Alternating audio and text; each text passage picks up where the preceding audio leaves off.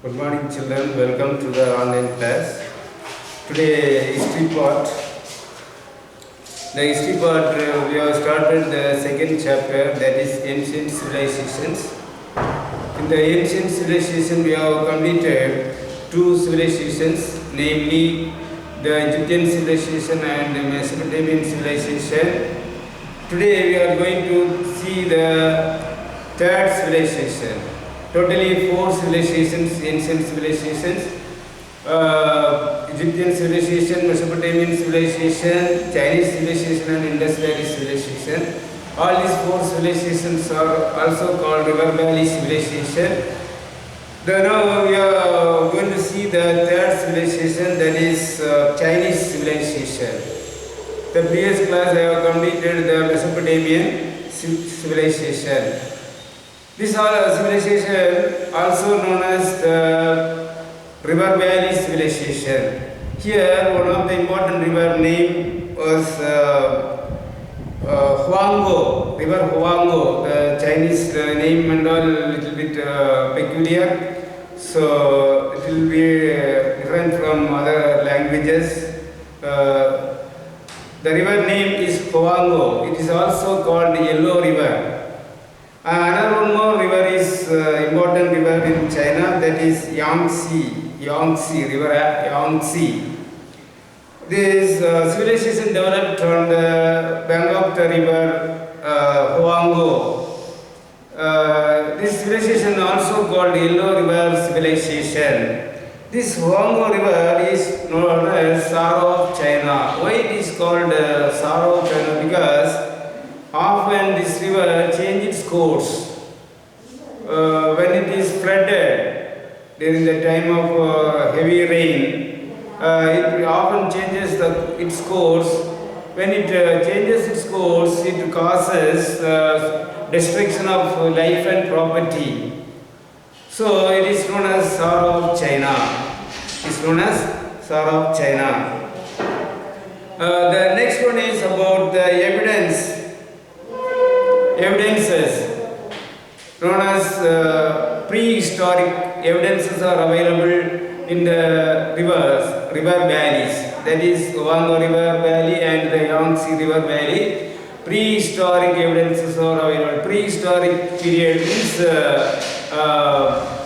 people began to settle one place and they started doing the agriculture. That is prehistoric period.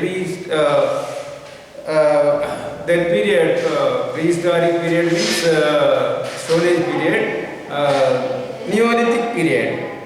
Neolithic evidence. Neolithic evidences are available in the between the rivers of this Huanggo and Yangtze River. Yangtze River Valley and Huanggo River Valley, these Neolithic evidences are available. Even prehistoric evidences are available. Prehistoric means Paleolithic, Mesolithic, Neolithic. Neolithic means New Stone Age. Paleolithic means Old Stone Age. Mesolithic means Middle Stone Age. The Neolithic evidences are available in the Yellow and Yangtze River Valley. That means agriculture developed that in the Neolithic period. That time, that evidences are available in these two rivers. This China had many city-states. Like Mesopotamian civilization, we have seen many city-states. Here also, in Chinese civilization also, there are many city-states developed in the ancient times. All these city-states brought under an empire. In the ancient time in China, there was an empire. Next heading is about polity and emperors. Political situation and the emperors who were ruling the China in the ancient times. China was ruled by different dynasties. different dynasties, especially the Qin dynasty, Chu dynasty, Han dynasty. Like this, different dynasties ruled China. The first dynasty ruled in China was Qin dynasty. The famous ruler from the Qin dynasty who ruled China from 221 to 221 to 206 BC. BC means before the Christ. Now they call before Common Era, BCE, before Common Era. That means before the birth of Jesus Christ. That from the Qin dynasty, one of the famous ruler, powerful ruler, his name was Shivangti. Shivangti was the first emperor. He made an empire. He ruled and was the emperor, the title Son of Heaven. The emperor Shivangti got the title Son of Heaven. Why he was called Son of? He was the representative of God. The people of China consider the rulers the Son of Heaven. That means the representative of God. For the betterment of the country, for the betterment of the people, rulers rule the country. So they consider them as the representative of God. This Shivangti is considered the first emperor of China. First emperor of China. He was ruling China from 221 BC to 206 BC. Also called Common Era. Before Common Era, BCE. BC means before Common Era. BC means before the birth of Jesus Christ. He conquered many other city-states and annexed with this empire. He gave efficient administration. Shivangti gave efficient administration for the Chinese. He defeated the feudal lords and established a strong empire. He created unifying China. Shivangti destroyed the wall fortifications, small fortifications and walls, and destroyed. He built a great wall of China. Great Wall of China. It is one of the wonders of the world. Great Wall of China was built during the period of Shivangti. Was the first emperor of China from Qin dynasty. Qin dynasty. Why he built that China, Great Wall of China? To protect China from the invasion of Mongols. Invasion of Mongols. In those days, Mongol invasion was happened very often. So to protect China from the invasion of Mongols, he raised a huge wall. Huge wall. They say no, it is more than 2,500 kilometers long wall built at the time of Shivangti. So now still that Great Wall of China, it is called the Great Wall of China. It is the wonders of the world. It's a historical evidence. It is one of the wonders of the world. So only this ruler was very famous, this Qin dynasty. After that, this Shivangti from the Qin dynasty, that dynasty, no other powerful ruler. So another one dynasty came into existence, that is the Han Empire. Han Empire was ruling China from 206 to 220 AD. Nearly 400 years, more than 400 years, the Han Empire was ruling China. Han Empire was ruling the China. During this period, also China was there was an empire in China. One of the famous emperor from this Han Empire was UT. Han UT the Great. He was the powerful emperor from Han Empire. Han Empire. He gave more importance for the public works. Public works. He has built many irrigation tanks. Tanks for the irrigational purpose, to take the river water for agriculture purpose. He has built many irrigation tanks. He sent an emissary messenger to Western countries, to hold talks with Western rulers to build a road, that is built a road known as Silk Road for the trading purpose. For the trading purpose, the ruler of Han Empire, UT, wanted to construct a Silk Road. For that, he sent a emissary or a messenger to hold talks with the Western countries. His name was Song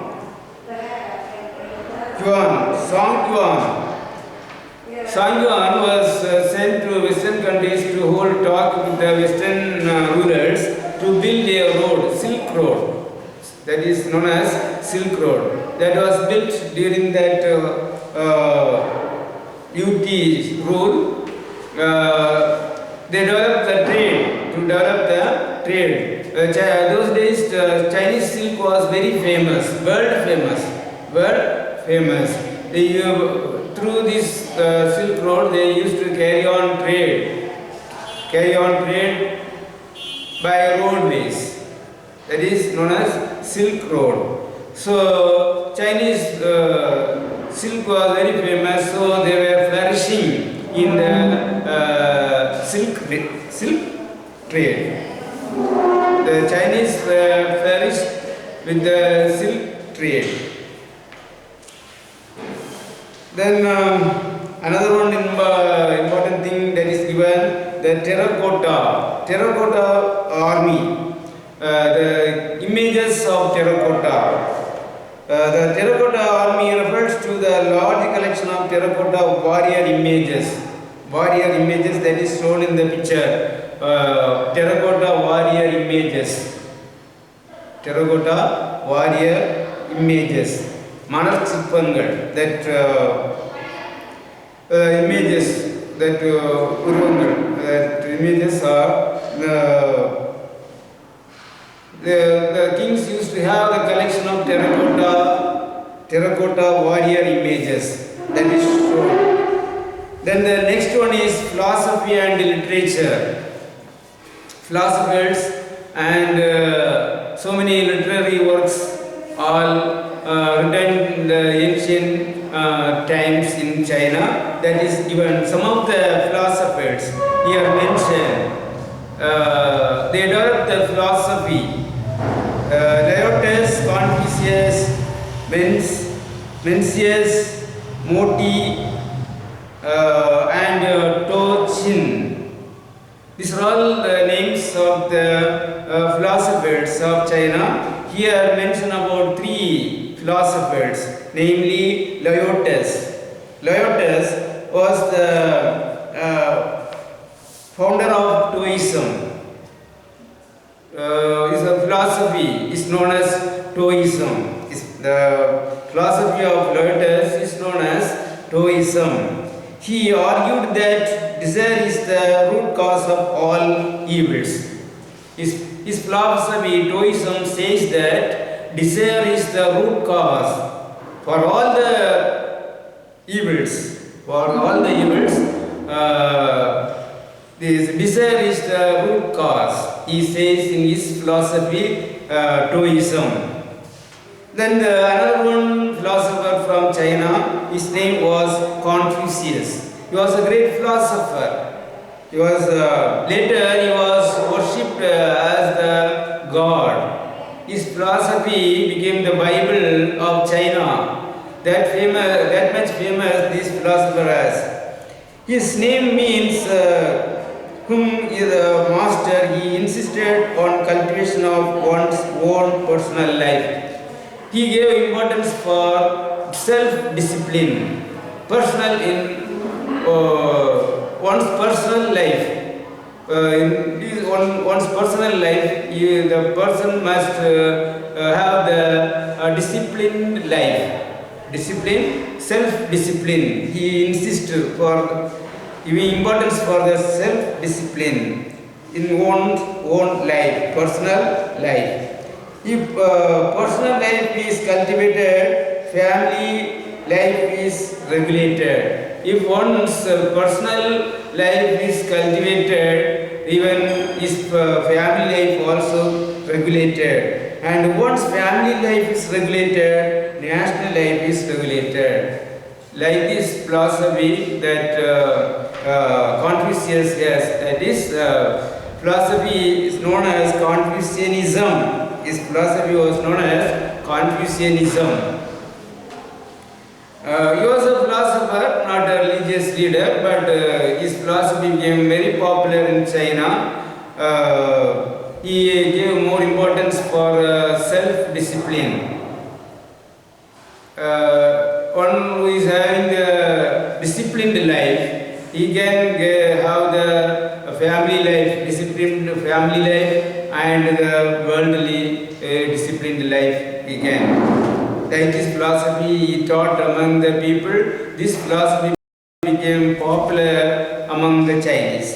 Then the next one is Mencius. Mencius was another one well-known Chinese philosopher. He traveled throughout China and offered his counsel to the rulers. Counseling. He used to give counseling to the rulers.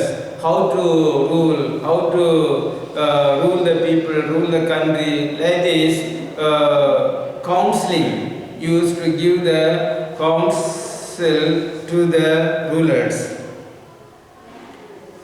Then Chinese developed a writing system, pictographic writing system, the Chinese.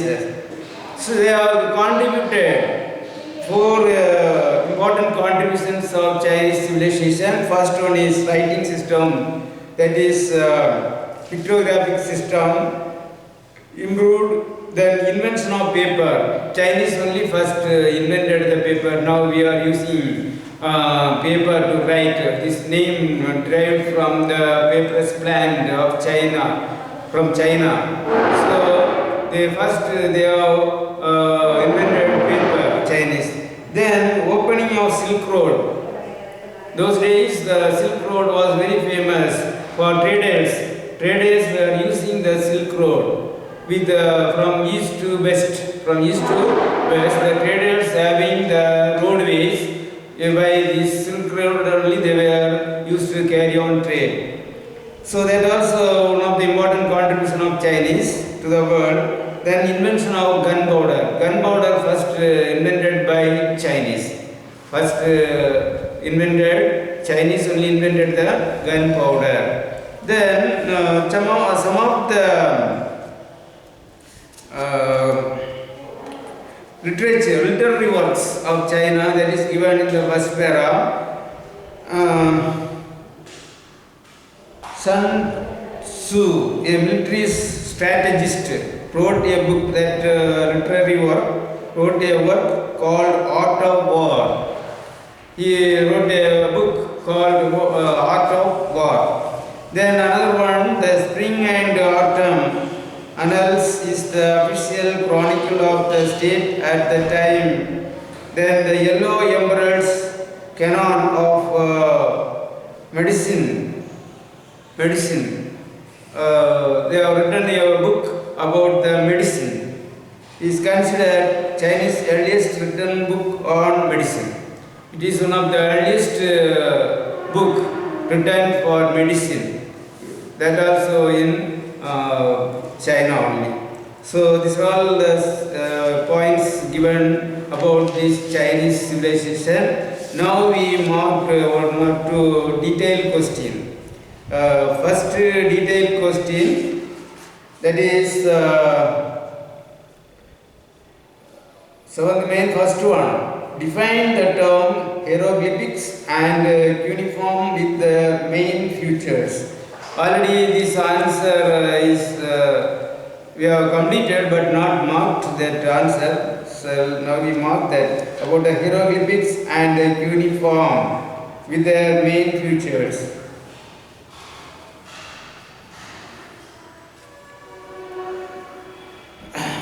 That is about the hieroglyphics. That is page number 19. Page number 19 under heading the writing system. Writing system. That para is there. The Egyptians were well known for their writing system. Their form of writing is known as the hieroglyphic. Hieroglyphic was used in the inscription on seals and other objects. The hieratic and another form of writing was used for common purposes. This form of writing used a pictogram-based system. It developed around 3000 BC and many texts and books were written using this script. Up to this enough. Using this script. That is about the hieroglyphics. Then next about cuneiform. Cuneiform, that is I think in the Mesopotamian civilization, cuneiform writing. About page number 22. About cuneiform writing, it is given cuneiform, the Sumerian writing system heading. That heading there is a small paragraph. Cuneiform is the Sumerian writing system. The shape of the letter is the form of wedge and hence it is called cuneiform. Evolving around 3000 BC, it is one of the earliest scripts of the world. They use this script for commercial transactions and writing letters and stories. The clay tablets contain loads of information on the Sumerian civilization. These two paras, that is one para from page number 19, the next para from page number 22. These two paras to be marked for this first detail. Then the second one, to what extent the Chinese influence reflected in the field of philosophy and literature. About the Chinese civilization, to what extent is the Chinese influence reflected in the fields of philosophy and literature? Philosophy and literature. That is page number 25. Philosophy and literature reading. Philosophy and literature reading.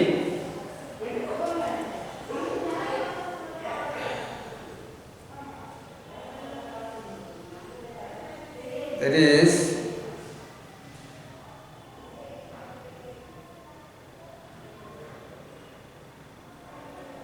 we have to mark from the first para. The Chinese poets and philosophers such as Laertes, Confucius, Mencius, Moti and To Chien contributed the development of Chinese civilization. Sun Tzu, a military strategist who wrote a book called Art of War. The Spring and Autumn Annals is the official chronicle of the state at the time. The Yellow Emperor's Canon of Medicine is considered China's earliest written book on medicine. Up to that you mark. Then next about the Laertes. Laertes was the master archive keeper of Chu state. He was the